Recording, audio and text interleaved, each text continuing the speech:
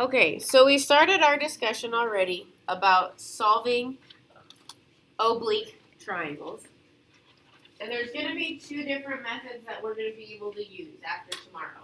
We have the law of sines, and then tomorrow we're going to talk about the law of cosines. Okay? So we already started our discussion on the law of sines.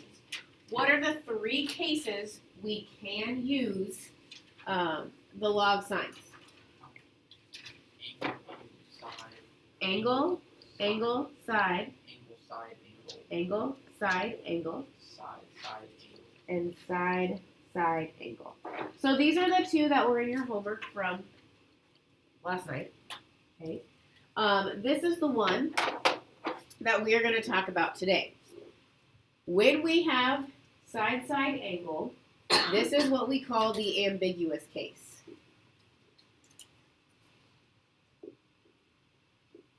Okay. I'm hoping those three letters stick out to you, right? They need to jump out to you so that you remember, this is the ambiguous case, something special happens. Okay? What is true about the value of the sine function in the first and second quadrant on the unit circle? They're both positive, okay? So that creates kind of an issue because when we're solving for an angle using sine, in a triangle, we could have an acute or an obtuse angle where the sine ratio is the same, okay?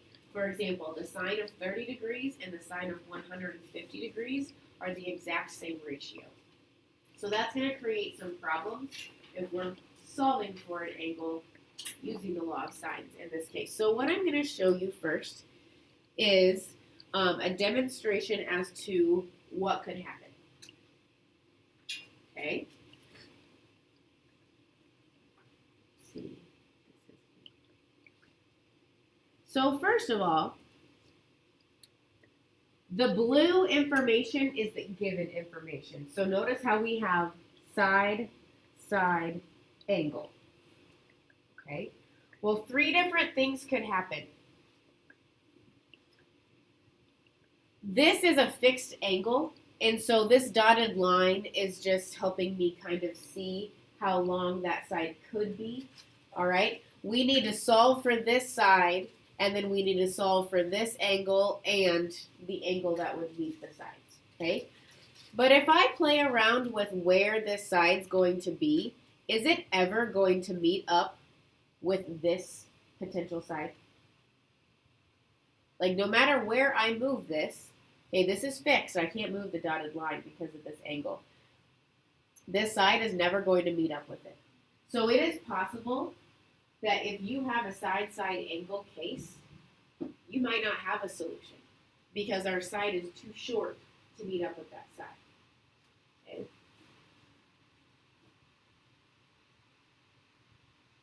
What else could happen? Well,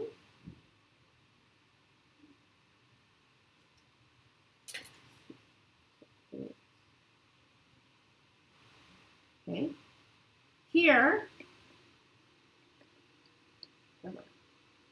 I can make a triangle, okay, which is the normal, okay, yay, we have one triangle. But if I make this just short enough,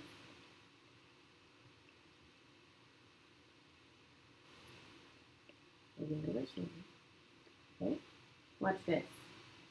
Well, here I can make a triangle right here. But then I can also swing it through and make a triangle.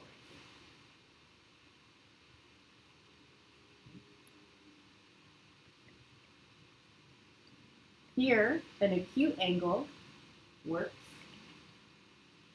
But then here, an obtuse angle works. What do you think the relationship is between those two angles that I just pointed out? What? They add 180. They're supplementary angles. Okay? But if your given information is just right, it is possible for us to have two different triangles that work.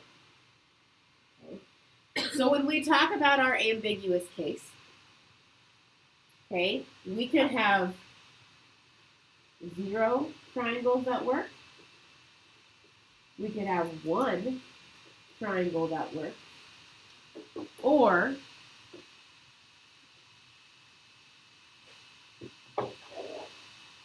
we could have 2 solutions. We could have 2 triangles. Okay. So first of all, we have to recognize when we could potentially have 0, 1, or 2 triangles. And it's only when our given information is side-side angle. But then if we were to have 2 triangles, how do we know we have that second triangle? Okay. So we're going to do 3 examples today. Okay. I want you to be able to see one of each. And we're going to do some work with our calculators too. So let's get right to it. Here's our first example. So write down the given information and draw your triangle.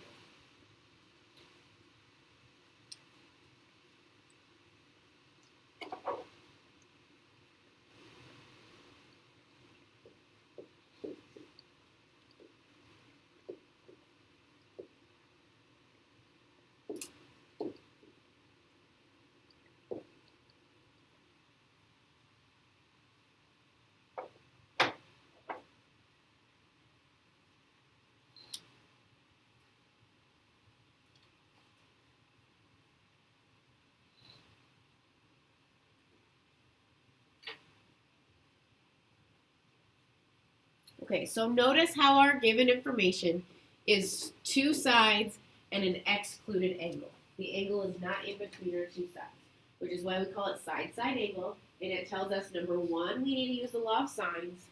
Number 2, it's the ambiguous case. All right. So, which piece of information do we have to find first? We only have one option. If we set up a ratio, sine of an angle over sine equals sine of an angle over sine, which is the missing piece that we have to solve for? We have to solve for angle B. Okay? So we have the sine of B over sine B equals the sine of angle A over side A.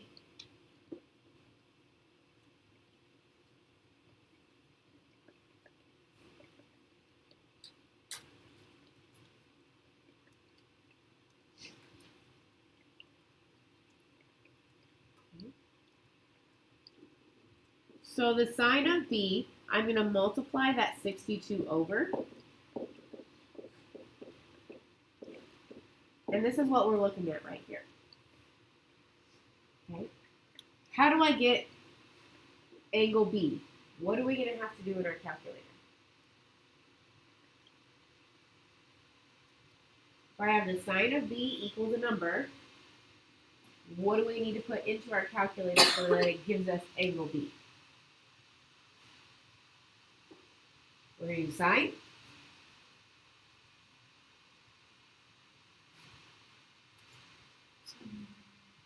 Inverse sine. Okay? In your calculator, we need to type in, let me make sure my mode's right. Okay. In our calculator, we're going to press inverse sine of, what did I say, 54 times the sine of 40 divided by 62 times the sine of 40. Oh. 62 times the sine of 40 divided by 54? Yeah. Okay.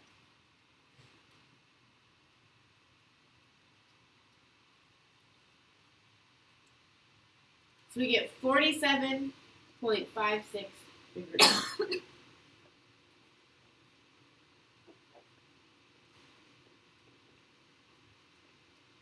Okay, now I want to show you something that your calculator can do. Whether you use this or not, it's really up to you. But if you know that you're going to need a calculation to use again, then do you see this STO arrow button right here? That's store.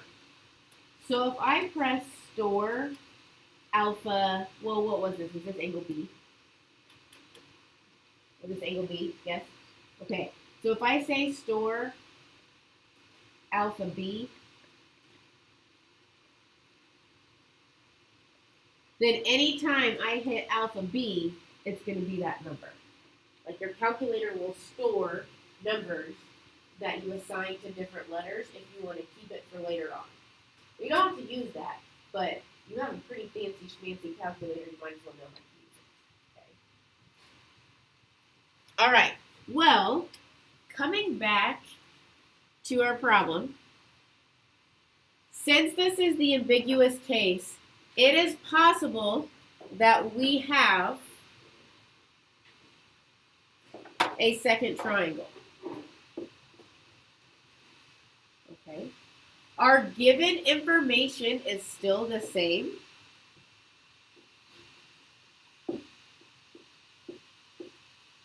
But what we decided when we looked at that picture is that our two angles that are possibilities are going to be supplementary.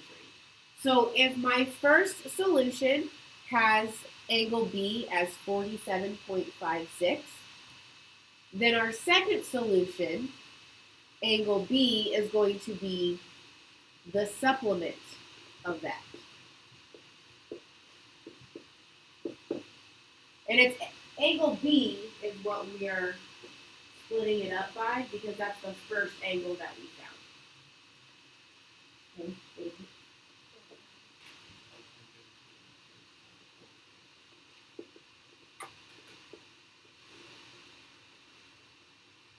Okay, so let's talk a little bit again about why we're doing this. Okay, let's flash back to chapter 4. In your calculator, what is the range of inverse sine? If you put something in the inverse sine, it's going to spit out values between what? Negative pi over 2 and pi over 2. Okay, so it's only giving you acute angles. But we know it's possible to have obtuse angles in a triangle.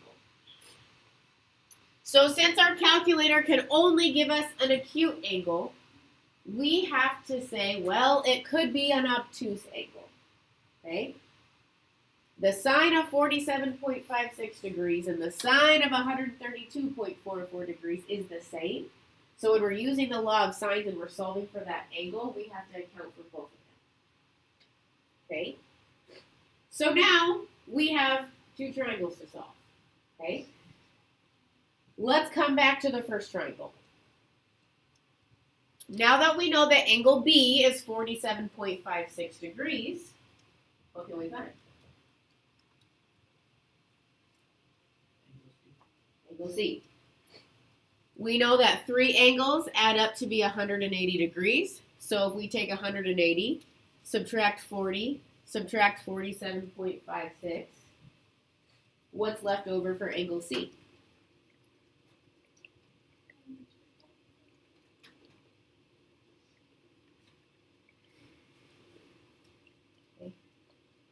Do you see how I'm like boxing? You can circle or box your answers, but I need them to stick out of the page for when I'm grading on Thursday.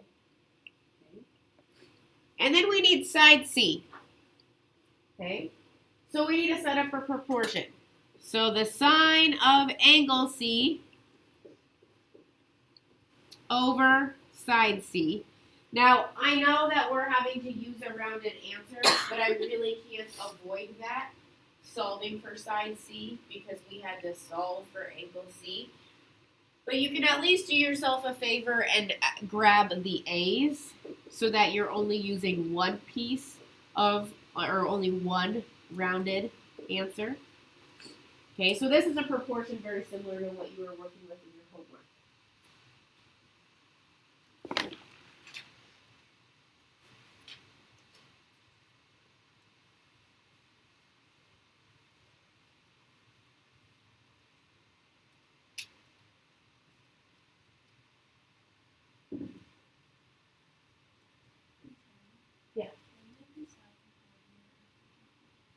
my goodness. Yes. What am I doing? I'm talking and writing at the same time, and thank you. It's a Monday morning, isn't it? Making sure you're paying attention. Okay, now that I fixed my proportions in your mind, what do we get? Did you put in your calculator? What did you get? 83.93.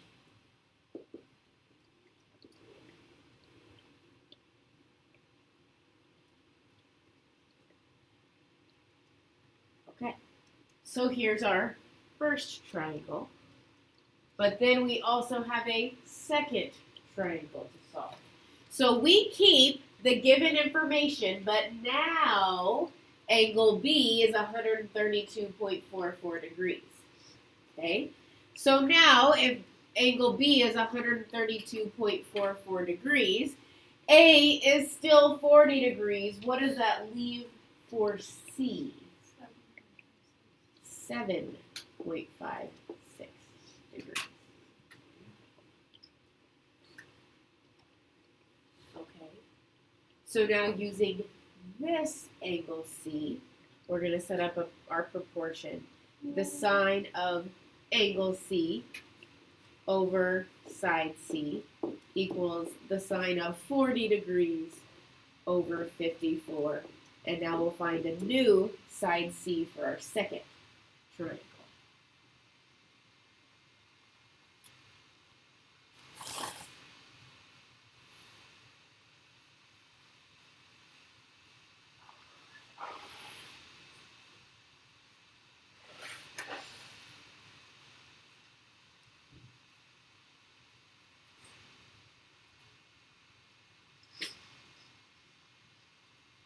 What do we get for this side C? 11.05.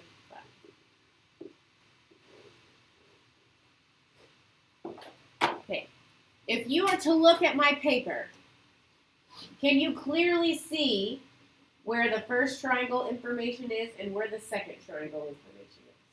Like, I have it organized to where you don't have to search and figure out which is which, right?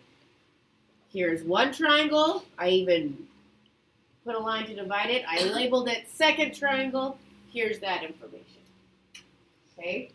Please be organized with your work so that when you come back and look at it, or if you're doing a problem for me, I can figure out where your answers are and which one belongs to which triangle. Okay? Let's go back and talk again about what we did. We found angle B first, but since the sine, the inverse sine, can only give us an acute angle, we had to find the obtuse angle and create a second triangle with the obtuse angle. So whichever angle you find first, its supplement is what you use for the second triangle. Okay? So it's not because it was angle B, it's because it was the first angle we found with the law of sines.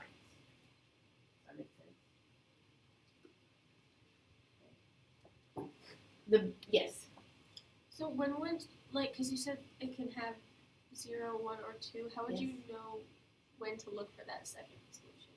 You're always going to look for the second solution.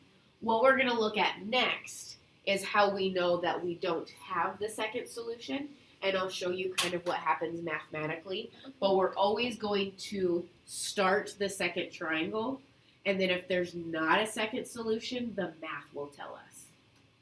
Okay? So that's a good question. Always go ahead and set up your second triangle, assuming there will be 2 solutions. Okay? So let's maybe look at how that's going to play out. Here is our next example, if you want to go ahead and write down this given information. My comma got put up with my degrees.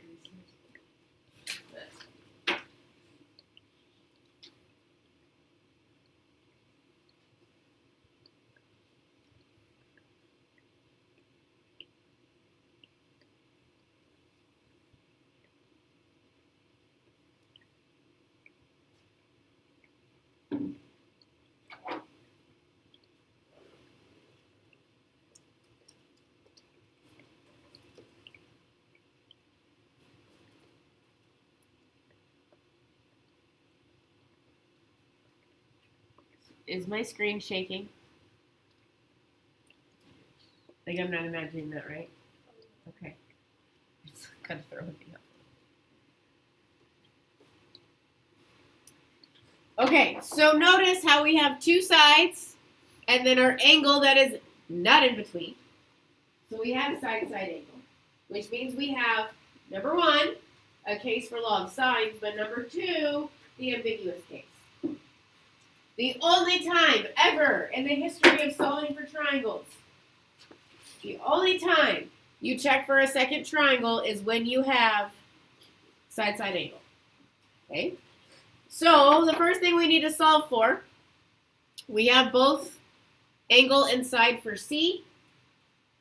We have a side for A, so we can solve for angle A. So the sine of A over 205 equals the sine of 35 degrees over 314. Okay. Some of you are just going to do this without showing your work. At least show me the setup of it. But what happens is we have the sine of A equals 205 times that ratio. And so in your calculator, you're going to want to do the inverse sine.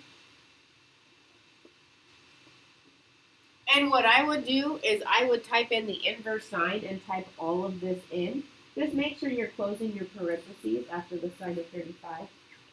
Because it opens the parentheses for 35. And then you close it.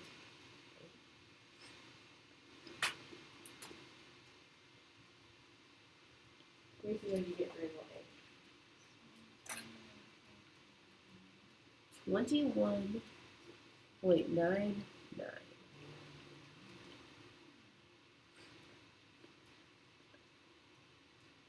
Do you agree with Tracy? About 35 plus.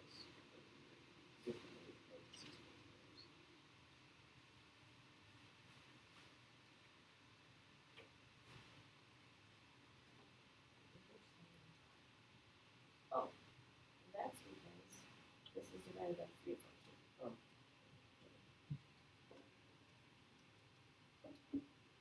Yay, okay. All right, so now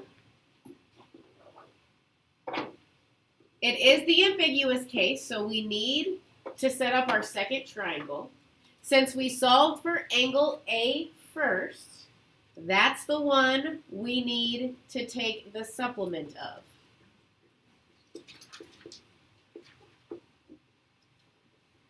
What is the supplement of 21.99?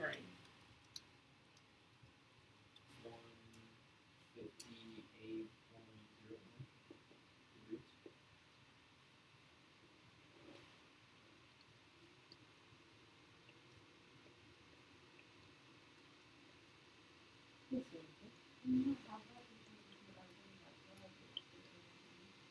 Okay, Veronica said, can we have that?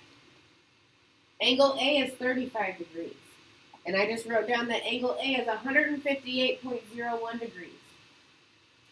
What's true about that number? If you add those together, what's it going to be? Bigger than 180, and we don't even have a third angle yet. Okay, so this is how we're going to know that the second triangle is not there. I tried to find it, but our two angles are already bigger than 180. So it's not going to work. Okay. Do you think that I want to see this on your paper? Yes. Yes, I do. I do want to see that you checked for the second triangle. If you don't have that, I'm going to assume that you forgot about the second triangle. Okay? So write it down. If it's not going to work, cross it out so I know, nope, no second triangle. And now we can just focus our attention on triangle number 1. Okay? Before we focus on triangle number 1, are there any questions about this right here?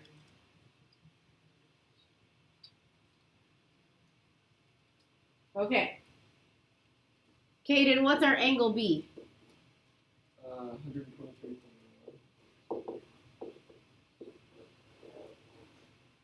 Okay, so now we can use 123.01 degrees to solve for side B. What am I going to suggest you use for the other side of your proportion? The A's or the C's? I'm going to suggest the C's because it's the most given information we can use.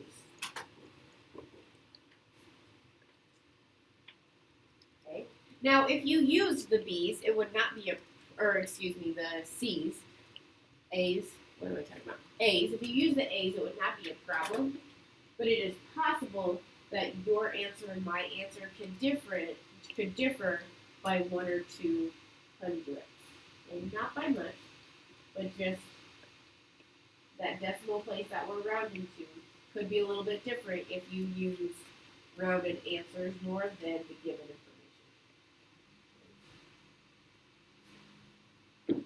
Mia, what'd you get for site B? You haven't typed it in? Okay, I'll let you type it in. You can let us know what you get.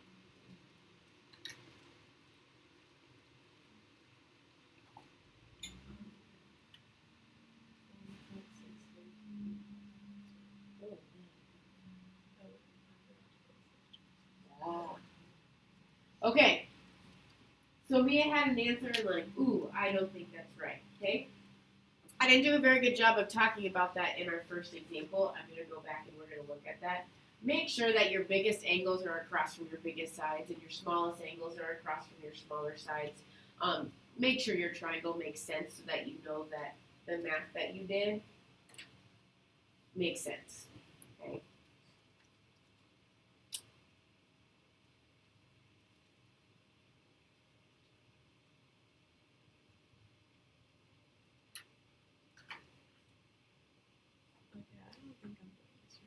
What'd you get? Yeah, because look, we have a side of 200, a side of 300, and angle B is our biggest angle, so it's going to be our biggest side. So read it off to me. 451. Yep, and that's exactly right. Okay. Now, if your sides were like 3 and 5, and you got 400 and something, that would be a problem. Okay, but since our sides are 200 something, 300 something, and B is the biggest angle by quite a bit, then the side B is going to be the biggest side by quite a bit. Okay. Going back to our first example, even though we have 2 different triangles that work, what I want you to notice is in both of our triangle answers, the smallest angle is across from the smallest side. Biggest is across from the biggest side. And they're somewhat proportional to the size difference, okay? Here, angle C is very tiny, and so side C was very tiny.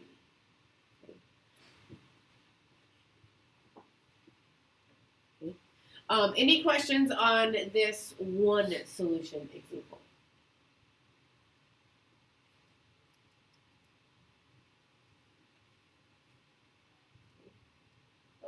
Anybody curious how we're going to get no solutions? That seems kind of strange, right? How do we know that a triangle is not going to work?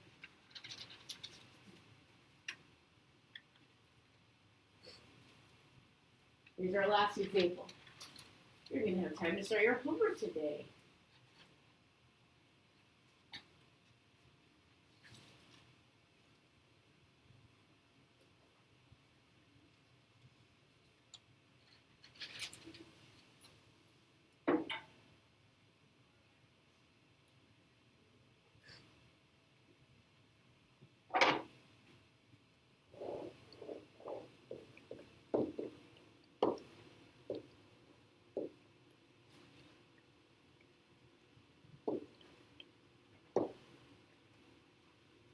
Okay, so we have 2 sides and an excluded angle. So we know number 1 is the law of sines, number 2 is the ambiguous case. All right, so if we set up the sine of B over 6 equals the sine of 30 degrees over 2.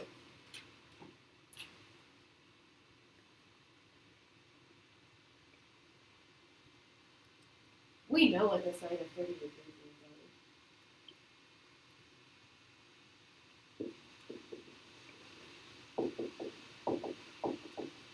What is the sine of 30 degrees? 1/2 times 3, times 6. 3 divided by 2. Okay. So you have the sine of b equals 1.5. Everyone type this in your calculator. What is the inverse sine of this value? Oh. Domain error. This side is too long, and this side is too short. It is not going to work.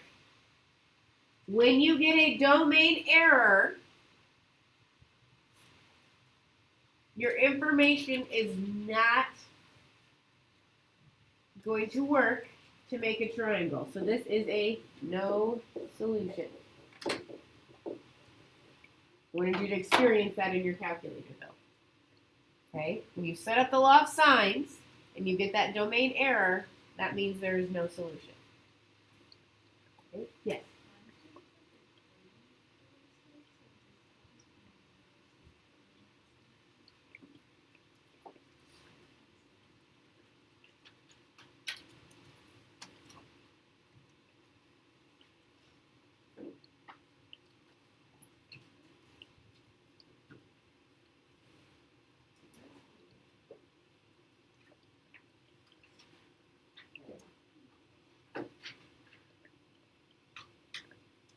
Will you do something for me? Will you do the inverse sine and parentheses, like type all that in?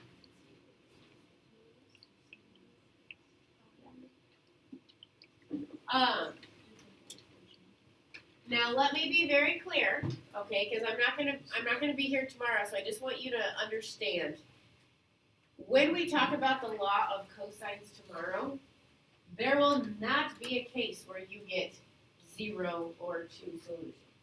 The only time ever to get 0 triangles or 2 triangles as a possibility is when we begin with side, side, angle.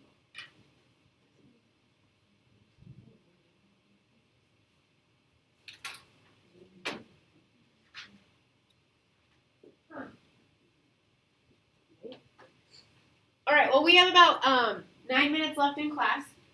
So what I'd like you to do is do one problem before you leave, okay? So whether you take a picture, open a book, whatever it is, or if someone just wants to read off the first problem, okay? Do one example before you leave. And if you need to talk to me about anything from chapter 5,